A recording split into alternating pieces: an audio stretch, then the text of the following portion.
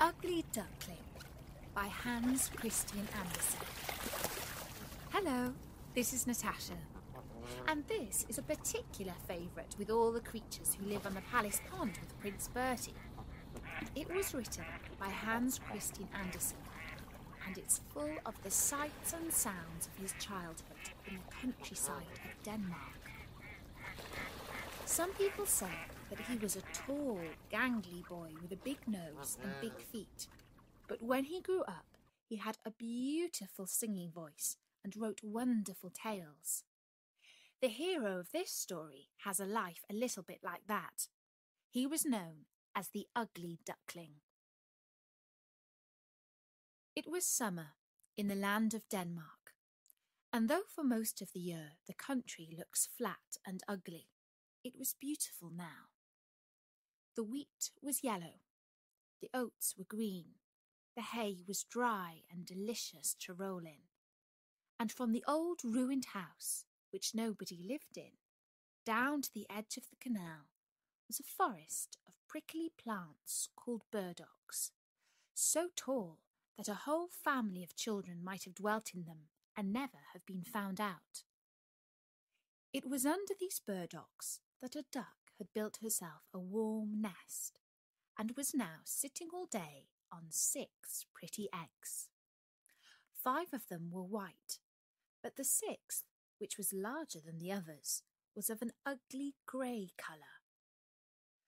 The duck was always puzzled about that egg, and how it came to be so different from the rest. Other birds might have thought that when the duck went down in the morning and evening to the water to stretch her legs in a good swim, some lazy mother might have been on the lookout and popped her egg into the nest.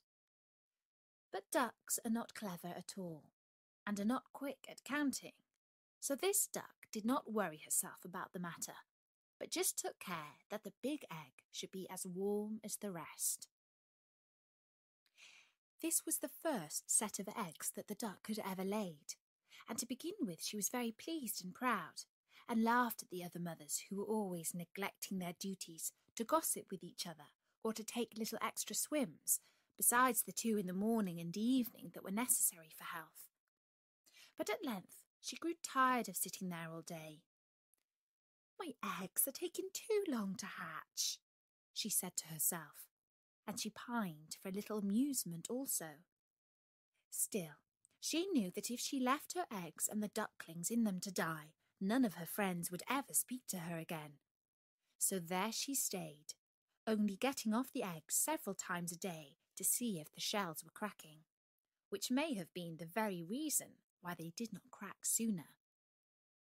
She had looked at the eggs at least 150 times, when to her joy she saw a tiny crack on 2 of them, and scrambling back to the nest, she drew the eggs closer together and never moved for the whole of that day. Next morning she was rewarded by noticing cracks in the whole 5 eggs, and by midday 2 little yellow heads were poking out from the shells. This encouraged her so much that after breaking the shells with her beak, so that the little creatures could get free of them, she sat steadily for a whole night upon the nest, and before the sun rose, the 5 white eggs were empty, and 10 pairs of eyes were gazing out upon the green world. Now the duck had been carefully brought up, and did not like dirt, and besides, broken shells are not at all comfortable things to sit or walk upon. So she pushed the rest out over the side, and felt delighted to have some company to talk to, till the big egg hatched. But day after day went on, and the big egg showed no signs of cracking. And the duck grew more and more impatient, and began to wish she could ask the advice of her husband, but he was never around when she needed him. "I can't think what is the matter with it," the duck grumbled to her neighbour, who had called in to pay her a visit. "Why, I could have hatched 2 broods in the time that this one has taken." "Let me look at it," said the old neighbour. "Ah, I thought so. It is a turkey's egg. Once, when I was young, they tricked me to sitting on a brood of turkeys' eggs myself, and when they were hatched, the creatures were so stupid that nothing would make them learn to swim. I have no patience when I come to think of it. Well, I will give it another chance, and if it does not come out of its shell in another 24 hours, I will just leave it alone and teach the rest of them to swim properly and to find their own food.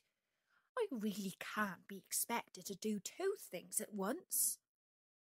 And with a fluff of her feathers, she pushed the egg into the middle of the nest. All through the next day she sat on, giving up even her morning bath for fear that a blast of cold might strike the big egg. In the evening, when she ventured to peep, she thought she saw a tiny crack in the upper part of the shell.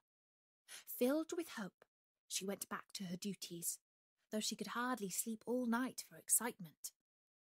When she woke with the first streaks of light, she felt something stirring under her. Yes, there it was at last. And as she moved, a big awkward bird tumbled head foremost onto the ground. There was no denying it was ugly. Even the mother was forced to admit that to herself, though she only said it was large and strong.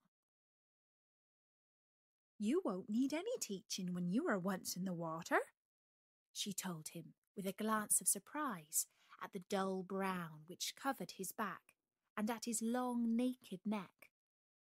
And indeed he did not, though he was not half so pretty to look at as the other little yellow balls that followed her. When they returned, they found the old neighbour on the bank, waiting for them to take them into the duck yard.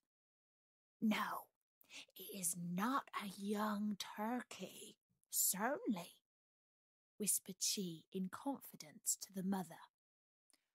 "For though it is lean and skinny, and has no colour to speak of, yet there is something rather distinguished about it, and it holds its head up well." "It is very kind of you to say so," answered the mother, who by this time had some secret doubts of its loveliness. "Of course, when you see it by itself it is all right, though it is different somehow from the others, but one cannot expect all one's children to be beautiful." By this time they had reached the centre of the yard, where a very old duck was sitting, who was treated with great respect by all the birds who lived on the water. "You must go up and bow low before her," whispered the mother to her children, nodding her head in the direction of the old lady, "and keep your legs well apart, as you see me do. No well-bred duckling turns in its toes. It is a sign of common parents." The little ducks tried hard to make their small, fat bodies copy the movements of their mother, and the old lady was quite pleased with them. But the rest of the ducks looked on, feeling annoyed, and one duck in particular said, "Oh dear me, here are ever so many more little ducks. The yard is full already, and did you ever see anything quite as ugly as that great tall creature? He is a disgrace to any brood. I shall go and chase him out." So saying this, she put up her feathers and, running to the big duckling, bit his neck.